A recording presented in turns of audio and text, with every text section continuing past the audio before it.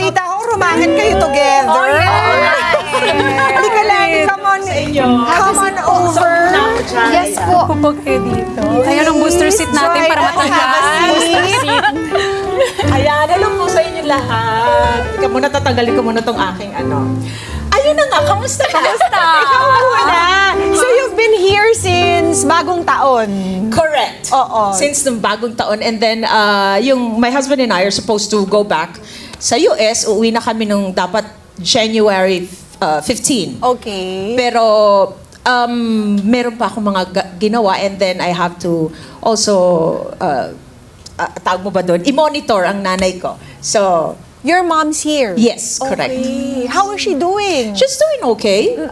Medyo, syempre, she's almost 90. So, Wow. binabantayan at saka, I don't know if I should tell. But anyway, yun nga, nagka-stroke siya ng konti. Oo. Konti talaga. So, but she's doing okay. Okay. Aside from taking care of your mom, did you have a chance naman to relax and go around? Nagtrabaho ka nung New Year. New Year, nakasama tayo. Correct. Alam niyo naman kami, alipin ng salapi. Hindi, pero yun nga, magkasama kami ng New Year. Akala ko nga, baka kabalik na ako uli sa bahay namin sa Amerika. And then, meron pa akong mga ginawang, in other words, racket. Ayan. Pinasalapi talaga. You live in Las Vegas up to now? Yes, sa Las Vegas pa rin. So your two daughters were left behind? Yes. In Las Vegas. Dun din sila nakatira, yung dalawa kong anak na babae at saka yung pamilya nila. Okay, that's good to know kasi alam naman natin nangyayari na na wildfires Yes. in Los Angeles. Correct. Malayo-layo naman kayo. Malayo naman, pero syempre nakakalungkot din naman na kahit kasi siguro na you've heard about yung mga nasunugan, karamihan mga artista, pero kahit sila artista at marami silang pera, ganun pa man, nasunugan din sila. So nakakalungkot at marami pa rin talagang mga naapektuhan. Pero yun nga, malayo naman ang Las Vegas sa LA. So sana naman hindi na lumaki yung fire. So, Ang tagal mo na sa Las Vegas, Lani. correct, matagal na since 2001. Is it? Officially 2004. Pero nag-start kaming pumunta na doon ng 2003. Okay. And grabe, dahil sa popularidad mo, meron ka ng Day. sariling araw. Oh, Lani Miss Lucha Day. In Hindi Las lang sa Las Vegas. Vegas. Also sa San Correct. Francisco. Correct. Ang galing. Galing naman, alam na I alam. love it. Yun, bali yun sa San Francisco, kailan nga ba binigay sa akin yun? Lani, August Miss Lucha Day? 17. Memorize ko. August 17, tapos yung isa, December 4. December 4, correct. Yung Vegas. Yung sa Las Vegas, December 4, Lani Miss Lucha Day, yun nga. Tapos sa San Francisco naman, August, ano nga sabi dyan? 17. August 17. Sa San Francisco na po naman yun. Ano nangyayari kapag Lani mo sa Lucha Day? May parada. At hindi kasi parang ano lang yun. Pinapakanta ka ba sa Town Square? Sa Town Square, sa City Hall nila. Hindi kasi parang yung time na yun, it was Mayor Brown. No, nung time na yun, siya yung mayor nung binigay sa akin yung Lani Miss Lucha Day na yun. Kasi siguro yung time na yun, maraming mga Filipino shows na nagaganap sa area na yon, sa San Francisco, sa Bay Area. Yeah. And then, so nire-recognize nila, ina-acknowledge nila yung presence ng Filipino community. So, siguro syempre that time, natutuwa sila na malakas din somehow ang Filipino community sa Amerika. So, ayun, nag-ano sila ng isang artist na in-acknowledge nila. How does it feel? Diba? Imagine. Honestly, of course, nakakatuwa yung ganun na pakiramdam na bigyan ka ng ganung recognition na, Lani Miss Lucha Day. But really, nothing is special is going on na naman talaga on that day. Wala bang pagtitipon-tipon pag ganong araw na? Baka may pila sa bahay niyo. Humihingi ng Ayuda. Lani Miss Lucha Day, August 17, di ba? Lahat may karaoke na. Pero talaga, yun lang, kumbaga, dinesignate lang yung araw na yon. Nakakatuwa. Sa Las Vegas kasi, you had shows you were a resident performer. Yes. Saan nga ba for the longest time? Okay, nagsimula po kami noong 2004 sa Bally's Hotel. So, kung may imagine nyo, pag sinabi kasi nila na Las Vegas Strip, yun yung kahabaan ng Las Vegas Boulevard. So, At saka lahat ng shows nandun. Yes. Diyan sina Adele, Correct. di ba? Ating Celine Dion. Correct. Diba? Celine Dion. So, so if you can imagine yung buong kahabaan ng Las Vegas Strip, and then ito yung Flamingo na Boulevard. Yung dito, sa corner na yan, nandun yung Bally's Hotel. Doon po kami nagsimula ng Society of Seven and Lonnie Mae Salucha show. So nandun po kami, meron kaming contract doon for almost a year. And then nung tapos na yung contract namin doon, lumipat lang kami like across the Bally's Hotel, yung Flamingo Hotel na. Flamingo Hotel po isa sa mga iconic hotel po yan sa Las Vegas kasi isa po sa pinakalumang hotel sa Las Vegas. Wow. Yun. So yun for How long? with the Society of Seven, 2004 until 2008. So we, we sing, we perform, we dance every day, 5 times a week. Wow! Yes. Uy, pero yan daw yung pangarap ng mga Hollywood. Magkakaroon ng night sa Vegas. Sa Vegas. Yung resident. Yung scene. Only siguro gusto nila yung ganoon. Yung bayad. No, not necessarily. wait, isa yun. Isa yun. Hindi, siguro kaya nila gusto yun. Katulad na, di ba, nagkaroon ng residency doon si J-Lo, si Yes. Celine Dion, si Adele. Correct. For a time, si Britney doon sa Hollywood, Hollywood Hotel. Only because, ang maganda kasi doon, you'll get out of your house, you go to your casino, sa theater mo, you prepare, you do your makeup, and then all dress up, and then after that, uuwi ka na, and then you will do the same thing Ulit. the following day, every day for for routine. several times a week. Yun ang maganda doon because you only stay in one place. Not unlike syempre yung mga nagtutour. Mga malalaking. Nakakapagod. Exactly, nagtutour sila, 'di ba? Lahat-lahat, palipat-lipat. Yun din yung talagang nagustuhan ko noon kasi nga nung kami ay nag-migrate sa Amerika, yung daughters namin noon were only yung isa 10 and a half years old and then the other one is 12. They're very Baby young young yung time na yon. Eh nung nandirito pa kami sa Philippines noon, Pa-travel kayo. Oo, di ba nagsho-show pa ako noon, di ba? I have 2 TV shows and then nagtutour sa Amerika kung saan-saan. Yun yung time na lumalaki sila. So, it was Better really, for a mother. Yes, it was really a blessing that growing time na kids. nasa isang lugar lang ako. Yung time na yun na nasa Las With Vegas a na kami. steady paycheck. Exactly. That's the best So, di ba? part. Exactly. Alis ng bahay, bali naging sistema namin ng husband ko noon, we would wake up in the morning and then we'll have our daughters ready for their school and then we'll bring them to their school. Nakakapaghatid ka pa. Di ba? Oo. Para kang... Kami ng husband ko. Hindi nawala Kasi yung maliit mommy pa sila eh. brain. Di ba? Mga bata pa. Pero nakakapagod din. Tinan mo nangyari kay Adele, parang gusto na yata mag-retire pagkatapos. Hindi, ganyan naman si Adele. Gusto ko yung pina-first name basis ni... Ikaw lang may karapatan mag-first name basis ng mga malalaking celebrities na yan. Kasi sabi ko naman Kasi kay kilala Adele. mo siya talaga. Next mo. Kasi sabi ko naman kasi sa kanya, sabi ko, Adele ha, huwag kang tumigil. Sabi ko, sabi ko, Adele, tumigil ka nakakakain ng chicharon dyan. Hindi pa sa Tagalog. Magaling mag-Tagalog. Hindi, ano nga rin pinag-usapan? First name basis. Kaya lang Hindi, kasi Gusto na nga, mag-retire. hindi magre-retire. Hindi, siguro nga. Hindi totoo. Hindi, sa totoo lang, kasi di ba nakita natin si Adele, she had this album and then after a while, makikita mo, parang nag-hiatus siya, di ba? Tapos biglang, ayun na naman siya, may malaking album. Tapos mawawala na naman siya. Mga gimmick nila yan. Di ba, Kevin? Mga gimmick nila yan. And then they would come back with a big bang again, di ba? Pero ang totoo, you have really performed with some of the biggest artists in the entire world. Para naman. Diba? Nandyan si Dion. Wow! Nakikita name basis na rin ako. Si Whitney. Si Britney. Wow! Hindi nung time na yon, bali natapos na yung stint namin ng Society of Seven and Lana Bisalucha Show. 2009 hanggang 2010, nagkaroon na ako ng show together with another amazing singer, performer, si Elle Turner. Ano siya? Itim siya, no? So, we started the show doon sa Hilton. Hilton pa yon. And then, after, I think, 2 months or 3 months, he left.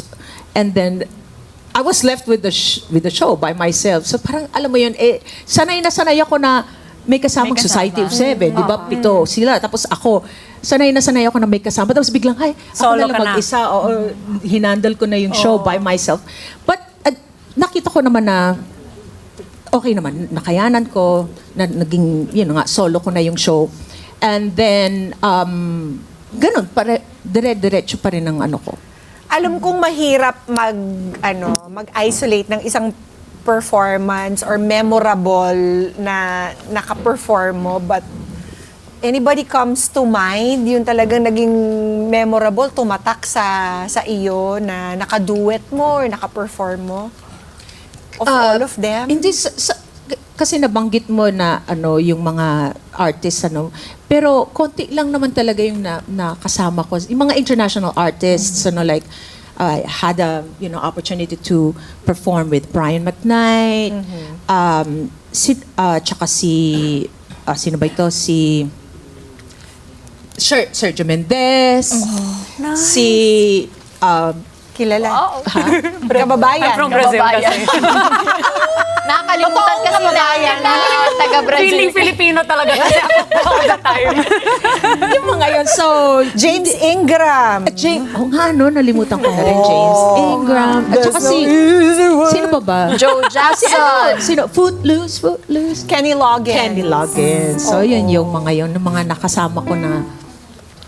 Nakakanginig ba ng Of course. ng tuhod? Siyempre. Kahit ikaw na yung... Kahit Lani Misalucha na Oo po nga. yan. Siyempre naman, kahit anong sabihin mo, kahit nga lang ako mag-isa nagpa-perform, nakaka-nervous pa rin, sa totoo lang. May dumating na po sa point na nawalan kayo ng boses, nagkasakit. Kasi syempre, Yes. Nangyari na sa akin yan. 2001, my very first major concert. Hindi pa ako ganun kakilala. Okay, my very first major concert sa Araneta Coliseum. And then siguro, syempre, lahat na lang ng tension, syempre, pressure. pressure and all that. The day of the concert, I woke up. So I was trying to preserve my voice. So, paggising ko, hindi ako nagsasalita, ganyan. Nung medyo after lunch na, doon na ako nag-start magsalita. Nothing was coming out of my mouth. As in, paus talaga. As in, Oh no. and then that night is already the major concert. Oh. Siguro, talagang, hindi ko alam, parang sabi ko, talagang nag-breakdown ako. Sabi ko, anong gagawin ko? Sa tulong ng medisina, may lumabas naman that night. So talagang, hindi mo maiiwasan yun, especially when you are tired, you didn't get enough sleep, stress, lahat.